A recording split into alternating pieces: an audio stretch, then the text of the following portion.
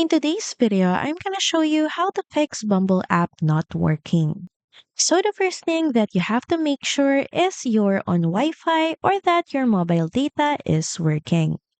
You can try opening a web page to confirm that your internet connection is working and stable.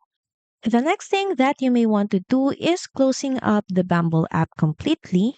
Then next is try opening it up once again. This often resolves small glitches. Next is head over to your Play Store or App Store and make sure that you install the latest version of the app.